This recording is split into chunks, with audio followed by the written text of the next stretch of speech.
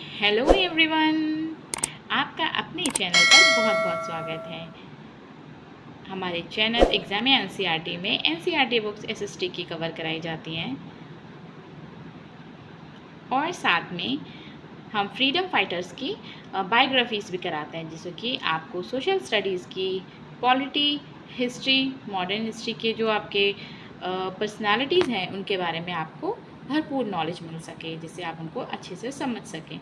ठीक है, तो आज हम सम्राट अशोक के बारे में देखेंगे। ठीक है, क्योंकि हमने लास्ट वीडियो में आपको दी थी सम्राट अशोक के बारे में, उसमें भी सम्राट अशोक की कुछ जानकारियाँ दी गई थी, उनके बारे में बताया गया था, जिससे कि अब आप चैप्टर पढ़ोगे तो आपको सम्राट अशोक के बारे में पता चलेगा, है ना। देखिए, सम्राट अशोक के बारे में तो हम सभी जानते हैं, है ना। हम सब लोग जानते हैं एक महान सम्राट थे अशोक, है ना। उनको आज भी शायद जिन लोगों ने हिस्ट्री या पॉलिटी में नहीं भी पढ़ाई की होगी तो वो भी सम्राट अशोक का नाम जानते हैं। तो क्यों जानते हैं, है ना। उनमें कुछ क्वालिटीज़ होंगी, उन्होंने कुछ अच्छे काम किए होंगे, उन्होंने जनता को खुश किया होगा, उनकी राज्य में जनता खुश रही होगी, तभी तो उनकी जो पॉलिसीज़ थी ना वो बहुत ही कारगर होंगी, तभी तो उन्हें आज तक याद किया जाता है ना। तो वही हम अशोक के बारे में थोड़ा बहुत जानेंगे, प्रॉपर तरीके से नहीं, लेकिन थोड़ा हम जानेंगे, जैसे कि हम अशोक के बारे में अपने चैप्टर्स में पढ़ेंगे तो हम समझ सकते हैं आराम से। ओके, ठीक है, चलिए देखते हैं हम। ठीक है, लास्ट वीडियो हमने देखा था, उसके आगे से हम यहाँ पे देखते हैं इसमें क्या बताया गया है। देखिए, अशोक ने प्रशासकीय क्षेत्र में जिस त्याग, दानशीलता तथा उदारता का परिचय दिया एवं मानव को नैतिक स्तर उठाने की प्रेरणा दी, वो विश्व इतिहास में कहीं और देखने को नहीं मिलती है ना। जैसा कि हम सभी जानते हैं इस चीज़ को, कि जो उनका नैतिक स्तर था और वो मानवता के प्रति जो उनकी दयाशीलता थी, उदारता थी और अपनी जनता के प्रति त्याग था, वो सब हमें और कहीं देखने को नहीं मिला। अशोक ने शासन को सुचारू रूप से चलाने के लिए अनेक सुधार किए और अनेक धर्म महापात्रों की नियुक्ति की, है ना। उन्होंने क्या किया था, उन्होंने अशोक ने शासन को सुचारू रूप से चलाने के लिए अनेक सुधार किए और अनेक धर्म महापात्रों की नियुक्ति। धर्म के जो महापात्र होते थे ना, मतलब धर्म को आगे बढ़ाने के लिए उनको धर्म महापात्र कहा जाता था, जो धर्म का प्रचार करते थे। ठीक है, उनकी नियुक्ति की। तो अशोक ने अपनी जनता को अपनी संतान की तरह मानता था। जो अशोक था, अपनी जनता को एक संतान की तरह, कि हमारी संतान है, तो हम जानते हैं ना, जो हमारी संतान होती है, जो माता पिता की, वो उनका ध्यान कैसे रखती है, उसी तरीके से जो अशोक थे ना, वो भी अपनी जनता का वैसे ही ध्यान रखते थे। उसने जनहित के लिए क्या किया, प्रांतीय राजकों को नियुक्त किया। प्रांत के जो राजक थे ना, जो वहाँ पे शासन करते थे प्रांत के तौर पे, ठीक है, उनको नियुक्त किया। अशोक के छठे लेख से ये वहाँ के ऑफिसर होते थे, राजक। ठीक है, अशोक के छठे लेख से ये स्पष्ट हो जाता है कि वो कुशल प्रशासक था।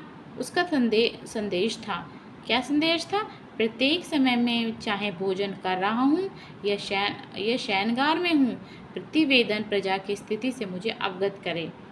मैं सर्वत्र कार्य करूँगा, प्रजाहित मेरा कर्तव्य है और उसका मूल उद्योग तथा कार्य तत्परता है।